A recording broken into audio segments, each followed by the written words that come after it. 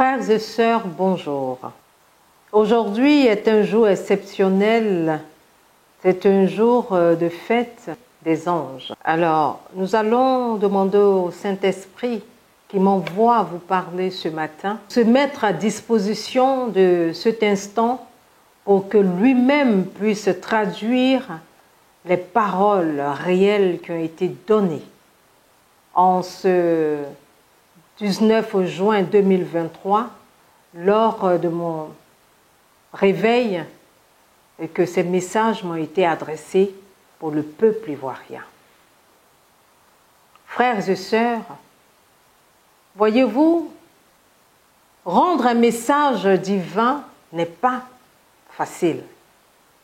Alors, plusieurs fois, je suis rentrée en méditation depuis juin jusqu'à aujourd'hui. Et à chaque instant, l'Esprit me demandait de rendre ce message parce qu'il ne m'est pas destiné. C'est pour cela que je me tiens devant vous pour vous rendre le message en présence même actuellement de l'Esprit Saint qui prendra le contrôle et donnera réellement le message qu'il faut et qu'il a décidé et qu'il a choisi pour vous. Se référant à la parole du livre du prophète Ézéchiel, le chapitre 33, les versets 7 à 9. La parole du Seigneur me fut adressée.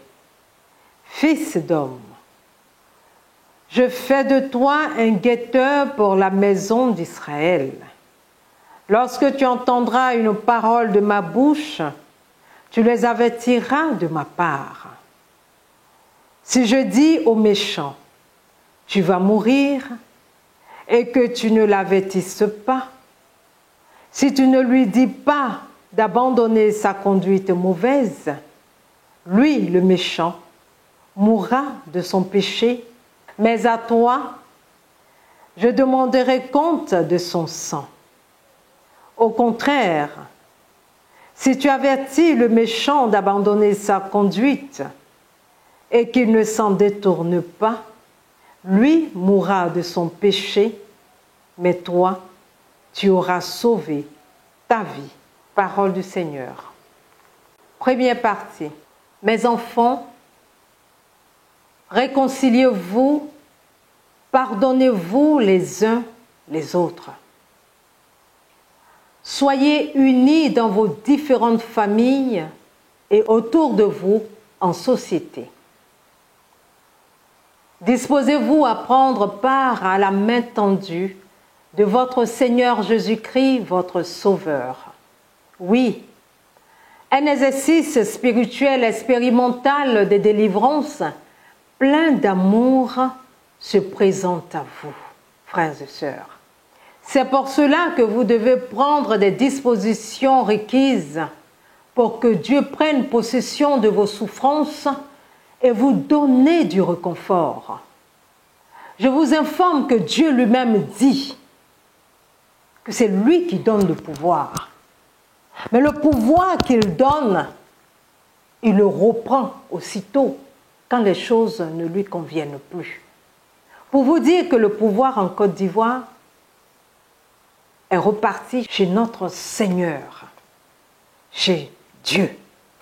Il est le maître et au contrôle de tout. En ce moment même où je vous parle, rien ne lui échappe. Chers enfants, laissez-vous infuser son esprit et lui en vous. C'est ainsi que vous serez sauvés. Voici les recommandations qui ont été données par notre Seigneur Jésus-Christ. Détachez-vous des pratiques qui ne confessent pas son nom et qui vous éloignent de lui. Évitez les endroits de distraction, les bars, les maquis, les endroits où il y a beaucoup de bruit, les soirs, pour que vous puissiez rester chez vous, prier, contrôler vos enfants, avoir une vue sur ce qui se passe chez vous.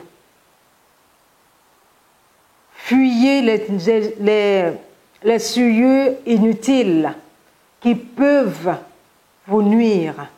Allez-y à l'essentiel et à l'utile. Demeurez en prière, comme je viens de vous le dire, et surtout, priez en famille.